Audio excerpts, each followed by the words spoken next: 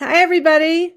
We're back with one of the most bubbly, hopeful doctors we've spoken to, with Dr. Denise Beaujolin. She's an adolescent wellness specialist, board certified in internal medicine and lifestyle medicine. So thank you so much for coming back on with us. Thank you so much for having me. I'm happy. I was super excited when I got the repeat invite. I'm like, okay, I did something good. Yeah, if you're good, we get you back.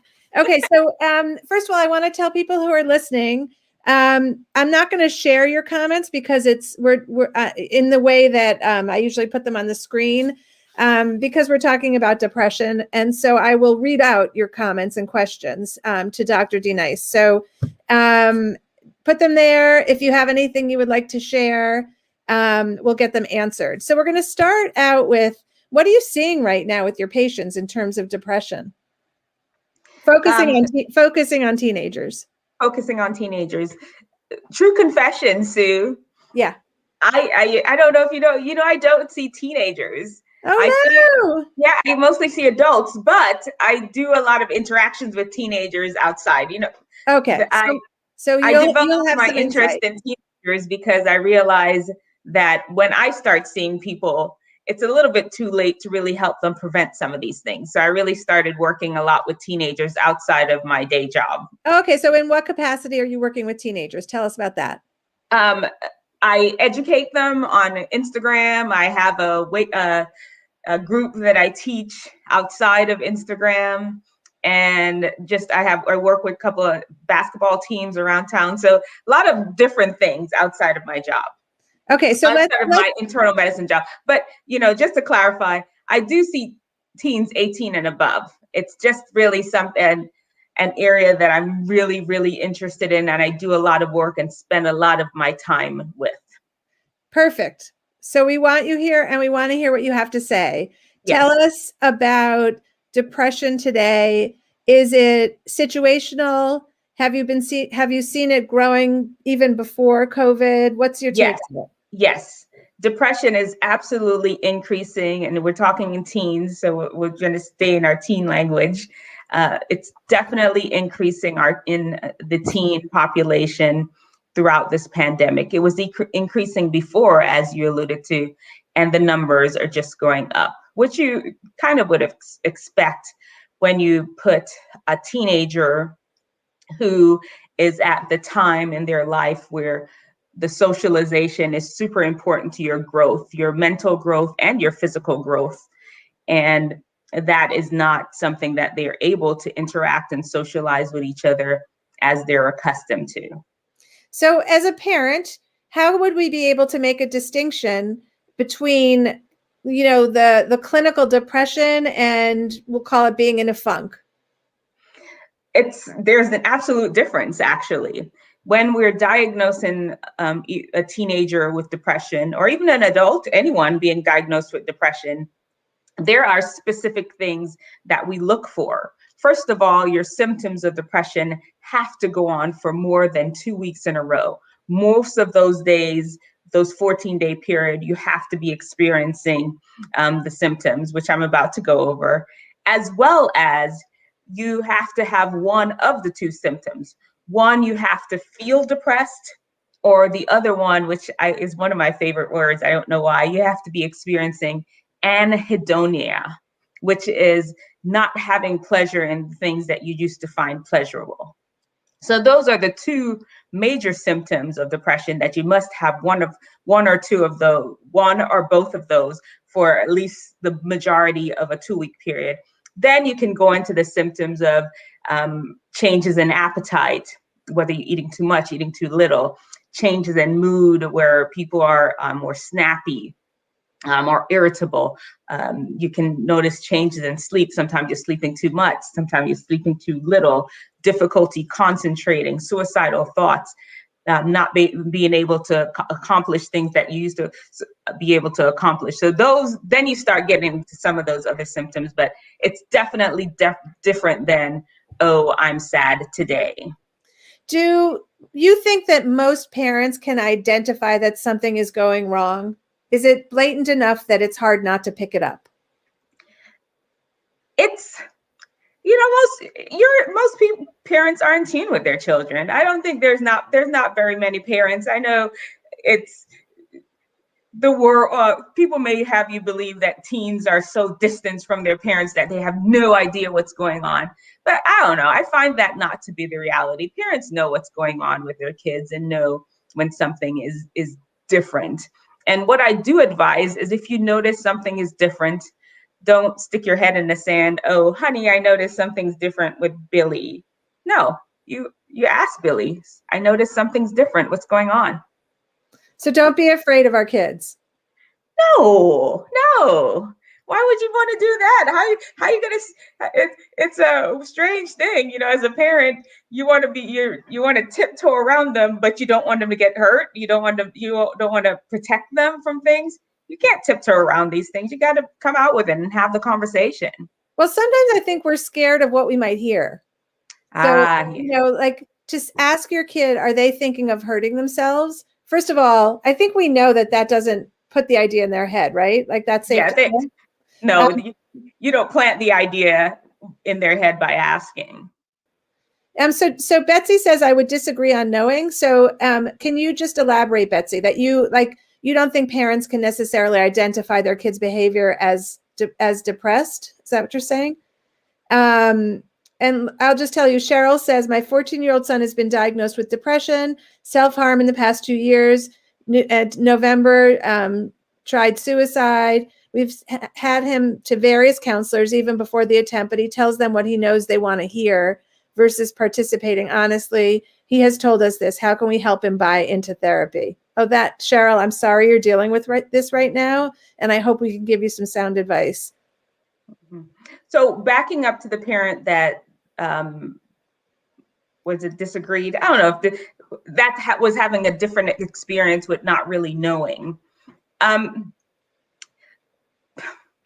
What I have found is that sometimes, going back to what you said, there's something that tells you that something's going on. And sometimes it is within yourself that it's hard to bring up that conversation. And this is not a blaming the parent type thing at all. Don't even misinterpret it as that. There's a whole lot that goes on in human relationship and a whole lot that goes on within ourselves that makes certain conversations harder. Even going back to what you said is, when I ask, is that going to trigger something? And there's a lot of fear that sometimes go with these conversations. But I do feel overall parents have that innate thing that something is going on with my child. Maybe the word that you come up with is not depression, but you do notice there's some difference in behaviors, difference in how they're moving through your family dynamics. And it may not even be depression. It may just be that, they're just thinking about something or distracted, but it doesn't mean that you don't still, like, hey, I noticed that you're doing this differently. What's going on? Is something going on? So I think Betsy's point, which I think is the thing we're most terrified of as parents, when our kids are good at acting okay. Yeah. So that is the most terrifying thing as a parent. And, I have nothing to say about that. I don't know, but I do know what you mean, Betsy. Like, we hear stories about parents finding out after about a journal that was telling all these dark, deep secrets, and they just were living life as if it was all okay. Yeah, and that honestly does happen. One advice that I would recommend, which is not, it's not something that you fix the day of when you notice something's wrong. It is from the very beginning, really establishing a relationship between you and your child, that they feel that you're somebody that they can come to and have an open conversation and not feel judged, persecuted.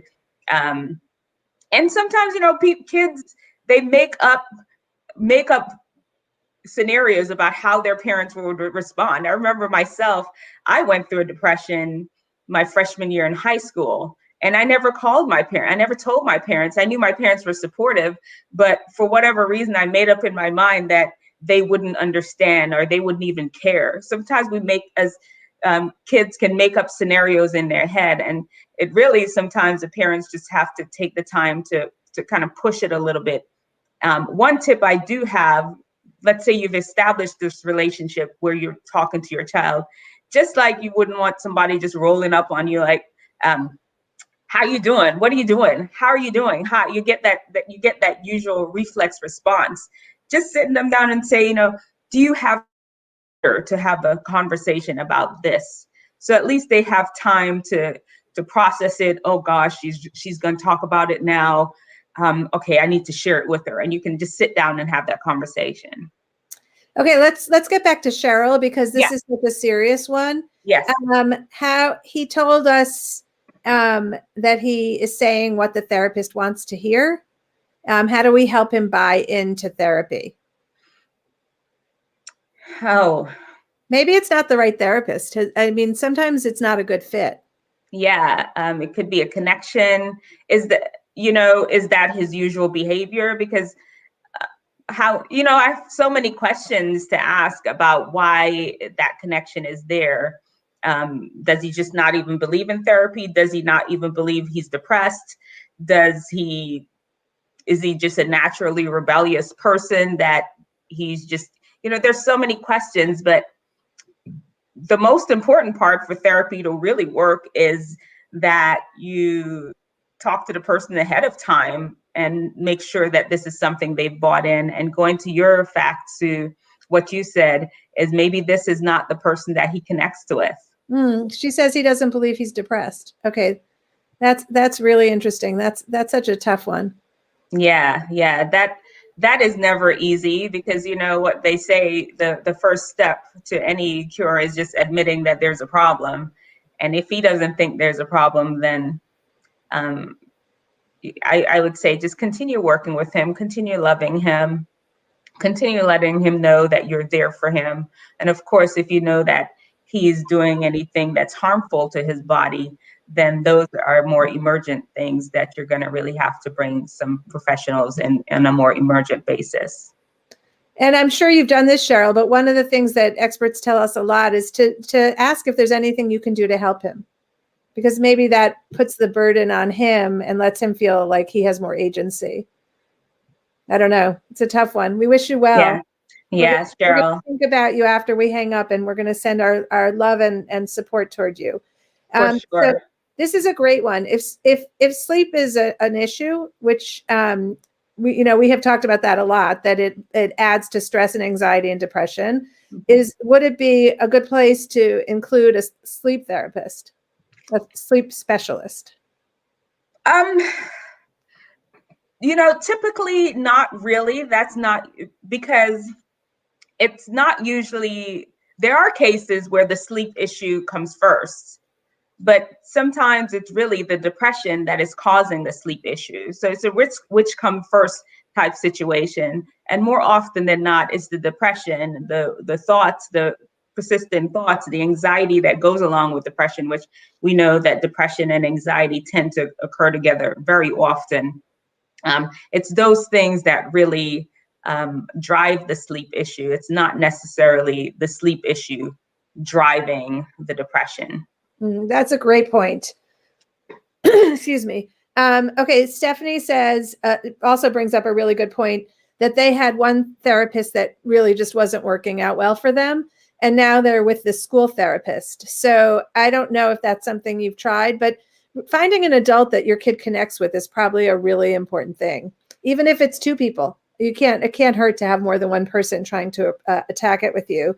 Okay, so what are the things that parents can do? Now, we would encourage everybody to seek professional help when it comes to depression, a diagnosable depression. And even if you're wondering, there's no harm in speaking to your primary care doctor or calling a family therapist. But are there things we can do at home to kind of change just how that kid is managing? Oh, for sure. What part of being an adolescent wellness specialist is learning some of the natural remedies that we can do to really enhance or improve how our bodies works. And even if you ultimately end up on medication, which I bet you we're going to end up talking about a little bit, it just helps. I would say, as simple as possible, it helps the medication work better when your body is good. So things like processed foods and sugars, which I can't, it would be very hard to snatch that from a teenager, but really explaining to them how these things can affect your mood. Exercise, I believe, did we talk about that before? How there actually have been studies where exercise has been pitted against some of the more popular antidepressants, where the exercise either beat them in their efficacy against moderate depression, or even was pretty equal. So exercising, having a regular exercise schedule. You mentioned the sleep before, having a regular sleep schedule. So really helping them pay attention to some of the other aspects of wellness. I mean, I just know for myself, getting outside during COVID, like the sense of fresh air can change my mood. But again, these are, I don't want to minimize what some people are going through, where fresh air isn't going to do anything. But if you're living in a house where you feel like you haven't gotten to the point that it's out of something you can do, then these are great tips to try to change the dynamic in your house with your kids. I think they're great. We're not minimizing people's symptoms over here at all, because it really is something that a lot of people struggle with. Yeah, and keeps rising, right? Like it's a little terrifying to hear the statistics. No, it's crazy. Sorry, that's not the right word to use, but it's not. I don't know. It almost makes you sad. Like sad. The rate depression is rising almost makes you more depressed, because then you wonder what can we do about it, especially when you look at the situation surrounding it, the pandemic, the schools being closed temporarily, people losing their jobs, people losing insurance. All those things are just things that just will naturally bring sadness. So how do you get past all of that? Right. And Anne brings up a really good point. Maybe you have some suggestions. Exercise and sleep are so important, but trying to get someone who is depressed to exercise is almost impossible, even if it's recommended. Yeah. And one of the things the best things I would say is to do it with them. To do it with them. Sometimes, when you're deep in depression like that, and like I said, it's something I experienced as a 16 and 17-year-old, where every thought I had for about 9 months was just, how am I going to die? How can I end my time here? Those are times where I really am happy that my friends were around. They were dragging me out, and so I'm not saying to physically grab your child by the hand and drag them, but definitely be there. Don't just leave them to stay sulking in their room all the time. Do encourage them to get up and take a shower. Let's go outside for a walk together. Yeah. Yeah. It's interesting because so sometimes just having people sit with you was enough to give you a sense of hope. Just knowing that they were there. Yeah. Knowing that they were there and they wanted me to go out with them still. And, because when you're in that place, you feel worthless. And to know that people are still there wanting to talk to you and speak to you and hang out with you, that alone by itself was helpful. Okay. So tell us about medication and what that does for kids. So medication, I love to really set down the expectation from the very beginning that it's going to take. Most people are not lucky enough that the first medication that you get put on is the one. Most people are not that lucky. It usually ends up being, you try this, then you try that, then you try this at this dose, then you have to go up a dose and go up a dose. And then finally we got that right combination, and maybe you end up with a second med, or even some people are at the point that they even get on 3 medications or more. But with each dose change, with each medication change, you have to wait about 2 to 4 weeks to really see what that dose change or what that medication is going to do. So you can see how you start a medication, you wait 2 to 4 weeks. Most people usually do about 4 weeks. and you get in, oh, it's sort of helping, but it's not. Okay, let's increase the dose. Then you wait another 4 weeks. Oh, it's sort of helping better, but it's not quite there. Then you adjust the dose. You see how being patient, so knowing ahead of time that the first time you get put on something, it's not going to be, oh my goodness, this is the best thing ever. You're going to have a degree of patience and understanding how medications work. And starting with the pediatrician, for somebody who is like scared right now listening to this and saying, I need to call somebody, but I don't know who to call. Is the pediatrician the best first stop? Yeah, pediatrician, family medicine physician, myself, like I said, I didn't want to scare you off, but I do see some teens, but most of my work with teens is outside of my day job. But so your primary care doctor is I'm a primary care. Yeah, your primary care doctor is always the place to start. In the end, we may not be able to say, well, to treat you to the best, and then we'll refer you. I mean, I do feel confident taking care of patients with anxiety and depression, and a lot of primary care doctors do. But don't be alarmed if you're a primary care provider. I just say provider because they're nurse practitioners and PAs too. If your primary care provider does not feel confident taking care of it, that does not mean they're a horrible provider. They will be able to refer you to somebody that can take care of your teen. All right. So this is like a little bit of an unfortunate thing, but depression is on the rise. Mental health issues are on the rise. And yet it's hard for people. Some people live places where it's hard to find a psychologist and a psychiatrist. So can that be done over Zoom? Like if you don't live with somebody? Yes, very much so. As a matter of fact, the medical center where I currently work, we did have a psychiatrist that's how he did it, how he worked. So let's go and understand a little difference. So with the psychiatrist, they do a lot of medication management. So they're not doing sit down counseling. Some of them do, they may incorporate it into their practice. Yet some of them really do. But overall, their expertise is more medication management. And then they will tend to work with a counselor, and the counselor does both of those. We lost you there. The counselor does the talk therapy. Is that the therapy? Yes. Yeah. And there are both of those right now are being done virtually. Is it as, we all as human beings, we love to see people in person, and it's just how our bodies are set up to interact in person. But you know what? Necessity is the mother of invention. And if this is what we have right now, this is what we use because it can be effective. Yeah, I mean, I have a kid who just started with somebody, and it's Zoom, and it's going great.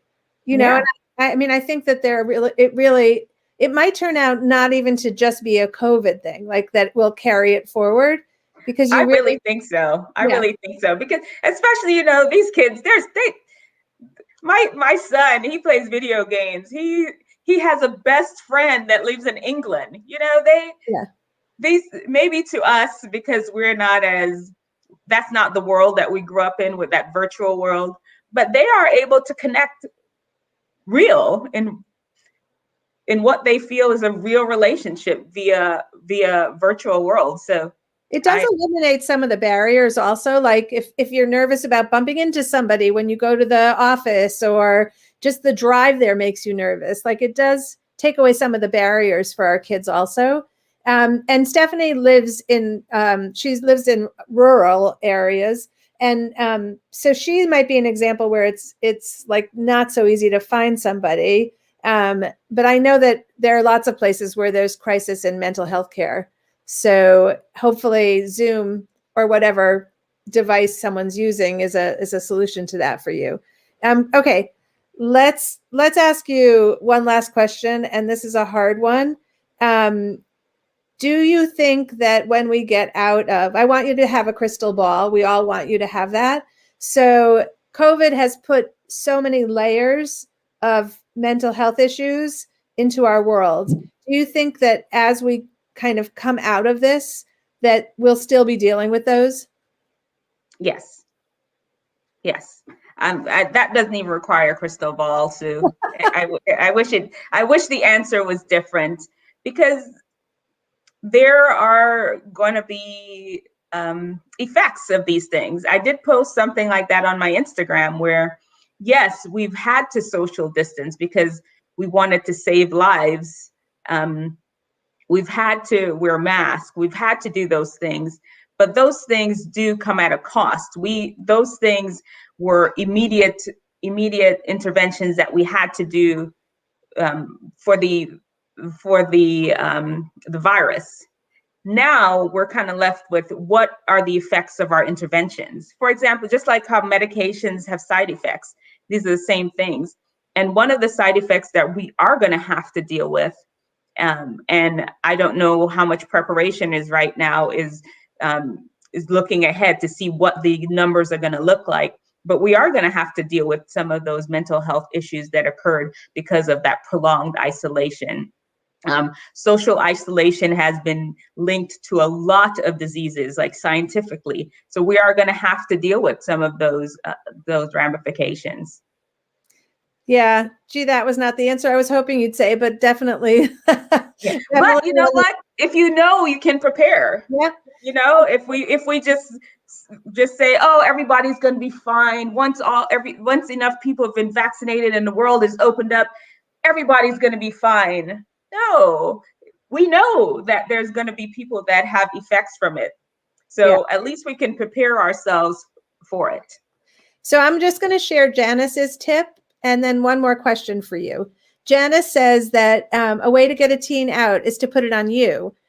I think this works for everyone, by the way. Say to them, I need to go for a walk, and I would love your company. If they Janice. Yeah, because if you're asking them a favor, it's a whole different approach. So I love that. I think that works with everybody. People love to be asked to help you. Yeah, people love to help. And then Stephanie wants to know, oh, this is such a big one. How do you get your kids motivated to wake up for Zoom classes? I mean, that is every parent's nightmare. It's got a teen time is when kids really love to sleep. Their bodies require a whole lot of sleep during that time. And, you know, a lot of times the very thing that we want them to do, the being on the screens, the staying up too late nowadays that the kids are doing, are preventing them from going to bed in a timely way that they can get up. A teen needs about 9 hours of sleep to really feel rested. So yeah, like, let's take a poll. How many teenagers do you have that are getting 9 hours of sleep? That's what I'm saying. It's one of those things that it's just, what do you do? Yeah, it's such a mismatch, right? Like what we expect of them and what they do. Okay, so Dr. Beaujolin, I can't thank you enough. This was really fantastic. You're such a wonderful guest, and I really appreciate your time this morning. Thank you. Thank you so much for having me. Thank you so much for having me. It's this was definitely a heavier topic, and so many people out there suffering, and I really understand the struggle because it's something I myself went through as a teen, and I just wish and send prayers for all the families out there that are listening that have kids that are struggling with this. Yes. Thank you.